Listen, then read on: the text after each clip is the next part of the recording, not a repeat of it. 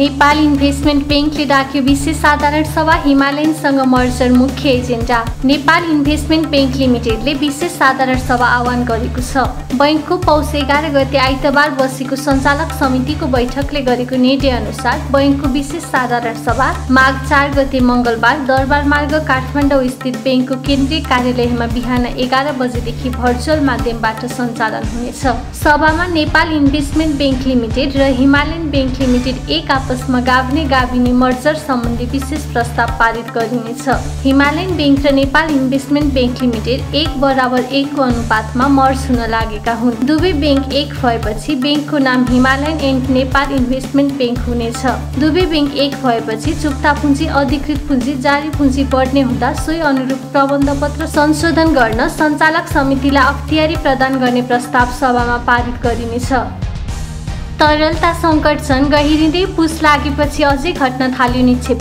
चालु आर्थिक वर्ष लागेसँगै बैंक तथा वित्तीय संस्थामा देखिन थालेको तरलता अभावको सङ्कट गहिरिँदै गएको छ। आर्थिक वर्षको 5 महिना बितिसक्दा पनि तरलताको समस्या समाधान हुने छाटकाँट छैन। बैंकमा अझ तरलताको सङ्कट बढ्दै गएको छ। बैंकहरूले ससानो र अत्यावश्यक काम बाहेकका क्षेत्रमा कर्जा लगानी नै रोक्नुपर्ने अवस्थामा वित्तीय क्षेत्र पुगिसकेको छ। राष्ट्र बैंकका अनुसार आर्थिक वर्ष 75-76 सम्म बैंक तथा वित्तीय संस्थाहरूको निक्षेपको वृद्धि कर्जाको भन्दा बढिरहेको थियो। तर 2077 चैत्र यता भने कर्जाको वृद्धि दरले निक्षेपको वृद्धि दरलाई उछिनेको छ। राष्ट्र बैंककै तथ्याङ्क हेर्ने हो भने पनि चालु आर्थिक वर्षको पुस पहिलो सातासम्म बैंक तथा वित्तीय संस्थाहरूले 1 खर्ब 16 अर्ब निक्षेप सङ्कलन गर्दा 4 खर्ब 38 अर्ब कर्जा लगानी विस्तार गरेका छन्। तरलताको अभावको सङ्कट गहिरिँदै गएपछि यसबाट बाहिर निस्कन राष्ट्र बैंकले मौद्रिक उपकरणबाट बैंकमा पैसा पठाएर अल्पकालीन तरलता व्यवस्थापन गर्दै आएको राष्ट्र बैंक सरकारको पुँजीगत खर्च बढ्ने आशमा बसेको देखिन्छ।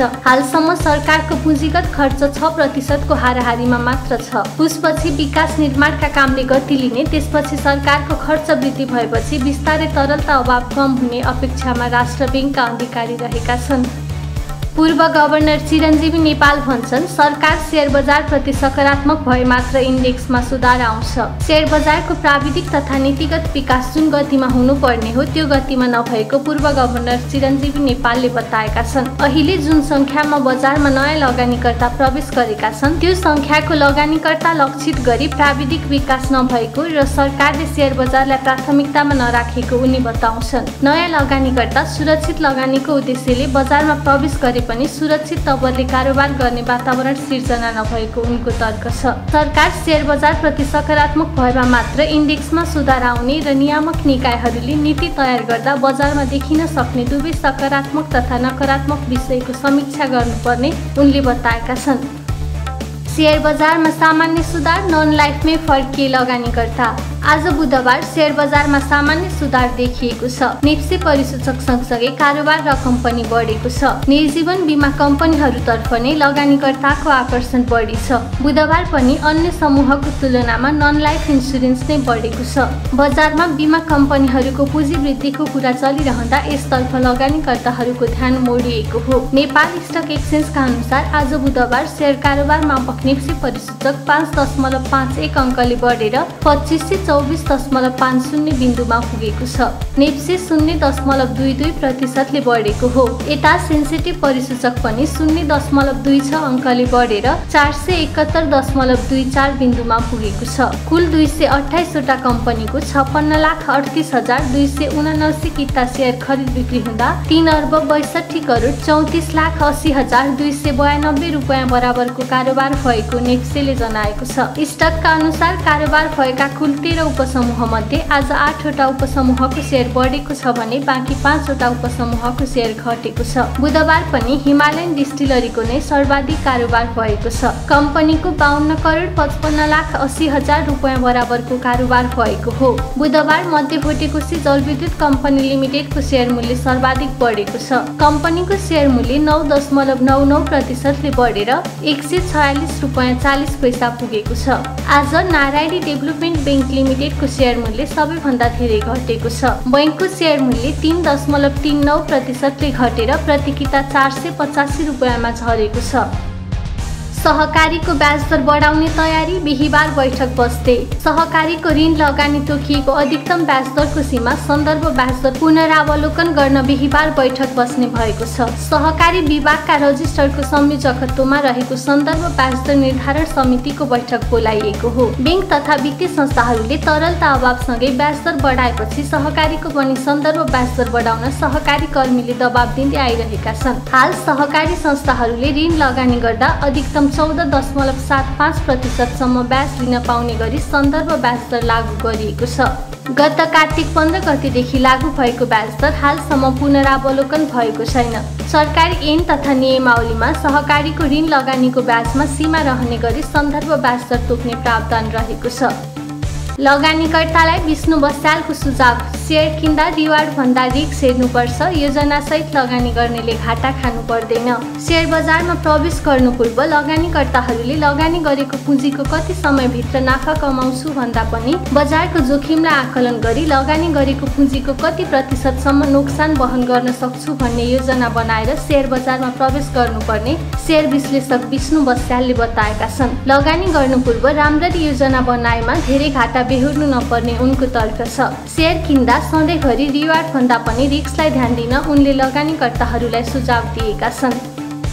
तपाईले क्यापिटल मार्केटमा प्रवेश गर्दाखेरि कम्पनीको फन्डामेन्टल पार्ट्सहरू, एन्ट्री एक्जिटको लागि सर्टेन टेक्निकल एनालाइसिसको टुल्सहरू त्यसलाई प्रयोग गर्दै अब मैले कति बराबरको रिस्क लिने र कतिसम्म मैले प्रफिट कमाउने भन्ने एउटा आकलन लिइसकेपछि एउटा पोर्टफोलियो क्रिएट गर्न जरुरी छ। र जेनरली पोर्टफोलियो क्रिएट गर्दाखेरि डिफ्रेन्ट सेक्टर्सहरूमा, किन भन्दा एउटा मात्रै सेक्टर्समा तपाईले लगानी गर्नुभयो भने त्यो सेक्टरको मात्रै पनि जोखिम हुनसक्छ। त्यो सेक्टरले परफर्म गरिदिएन, त्यो सेक्टरले नेगेटिभ परफर्म गर्यो भने चाहिँ तपाईलाई जोखिम हुनसक्छ। एउटा सेक्टर्समा मात्रै होइन, डिफ्रेन्ट सेक्टर्सहरूमा सेक्टरल एलोकेसन गर्दै कुनै पनि स्टक्समा 10% भन्दा तपाईको टोटल लगानी हो, जस्तो 1 लाख रुपैयाँ लगानी छ भने 10,000 भन्दा बढी कुनै पनि एउटा पर्टिकुलर स्टक्समा चाहिँ लगानी नगर्ने र कमसेकम 4-5 वटा सेक्टर्सलाई चाहिँ तपाईले लिएर लगानी एलोकेसन गर्नुभयो भने एउटा ब्यालेन्स टाइपको पोर्टफोलियो तपाईको बन्छ। र अलि लामो टाइम फ्रेमको लागि तपाईले लगानी गर्नुभयो भने नेपालको क्यापिटल मार्केटले 20 देखि 25% एनुअलाइज कम्पाउन्डिङ रिटर्न चाहिँ दिएको हिस्ट्री छ। र अलि लामो हिस्ट्रीसम्म तपाईले लगानी गर्नुभयो भने डेफिनेटली वेल्थ क्रिएट हुन सक्ने सम्भावना छ। मैले सिम्पल एउटा तपाईलाई एक्जाम्पल बताउँदाखेरि के भन्छु भन्दाखेरि 25% एनुअलाइज कम्पाउन्डिङ रिटर्नमा तपाईले 10 लाख रुपैयाँको लगानी गर्नुभएको छ भने त्यो लगभग 80-90 लाख रुपैयाँको आसपासको तपाईको हुन जान्छ 10 वर्षको पिरियडमा, which is a very good return हैन। हामीले सिम्पल पर्सपेक्टिभबाट त्यो हेर्नुपर्छ। तपाईको लगानीले कमसेकम एट द मिनिमम इन्फ्लेसनलाई बिट गर्नु पर्यो र त्यो इन्फ्लेसन भन्दा मासतिर 15% को हाराहारीको एक्स्ट्रा प्रफिट जेनेरेट गरेको छ भने इन द लङ रन लामो पिरियडमा त्यसरी गरेको छ भने चाहिँ त्यो लगानी चाहिँ उचित लगानीको रूपमा चाहिँ कन्सिडर गर्न सकिन्छ। र लगानी गर्दाखेरि जहिले पनि क्यापिटल मार्केटमा हामीले के सोचौँ भन्दाखेरि त्यो लगानीले उचित प्रतिफल दिनको लागि केही समय लाग्छ। कमसेकम पनि तपाईको लगानीको होराइजन 1 वर्षको पिरियडको हुनुपर्छ। 1 वर्षमा मैले कति प्रतिफल पाउने भन्ने पहिल्यै प्रायर क्याल्कुलेसन हुनुपर्छ।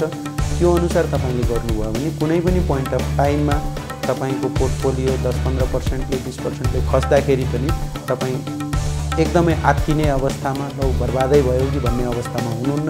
यदि तपाईले आफ्नो जोखिमको आकलन पनि गर्नुभएको छैन, अरूको भरमा, अरूको सुनाइको भरमा यहाँ लगानी गर्ने हो भने त 1 महिनामा नै 25-30%, 50% पनि रिटर्न हुन्छ भनेर जम्प गर्नुभएको छ भने जसरी पोजिटिभली तपाईलाई कहिलेकाहीँ बजारले सरप्राइज गरेर एकैचोटि ठुलो रिटर्न दिन्छ, त्यसैगरी बजारले जुनसुकै बेला पनि नेगेटिभली सरप्राइज गरेर तपाईलाई ठुलो घाटा पनि हुन सक्छ। त्यसकारणले लगानी गर्दाखेरि हामीले लगानीलाई एउटा निश्चित समय दिनु पर्यो, संयमित हुनु पर्यो, सोचेर सम्झेर मैले रिस्क लिन सक्ने क्यापासिटी कति हो र कतिसम्मको लगानी सम्पूर्ण प्लानिङ पहिल्यै गर्नु पर्यो किन्नुभन्दा पहिला। जेनरल लगानीकर्ताले के गर्छ, किनिसकेपछि मात्रै प्लानिङ गर्न सुरु गर्छ। त्यो प्रवृत्ति नगर्नु होला। पहिला प्लानिङ गर्नुहोस् अनि प्लानिङ गरिसकेपछि किन्नुभन्दा अगाडिपट्टि सम्पूर्ण कुराहरूको हेरिसकेपछि जोखिम कति हो, रिटर्न एक्सपेक्टेड रिटर्न कति हो, त्यसको आकलन गरिसकेपछि मात्रै तपाईँले लगानी गर्नु होला। एक्सपेक्टेड रिटर्न नेपालको क्यापिटल मार्केटबाट कन्सिस्टेन्ट रूपमा यदि एनुअलाइज एक्सपेक्टेड रिटर्न तपाईँले चाहनुहुन्छ र 25-30% को आसपास यदि तपाईँले रिटर्नको एक्सपेक्टेड गर्नुभएको छ, कम्पनीहरूले जेनरली कमाउने रेसियो पनि त्यही नै हो, 20-22% को आसपास हो। 20-22 रुपियाँ भन्छौँ जुन हामीले 100मा कमाउने त्यति हो। त भनेपछि लगभग 25-30% को रिटर्नको एक्सपेक्टेसन गर्नुभएको छ भने which is a justified return. त्योभन्दा बढी आइदियो भने obviously it's a very good, fantastic, राम्रो प्रफिट आएको कसलाई मन पर्दैन र। तर तपाईँको रिटर्नको एक्सपेक्टेसन त्योभन्दा बढी पाल्नु भएन भने तपाईँ जुनसुकै अवस्थामा पनि क्यापिटल मार्केटमा होल्ड गर्ने र लामो समयसम्मको लागि एउटा वेल्थ क्रिएट गर्ने टुलको रूपमा चाहिँ क्यापिटल मार्केटले सधैँभरि प्रोभाइड गर्छ भन्ने चाहन्छु।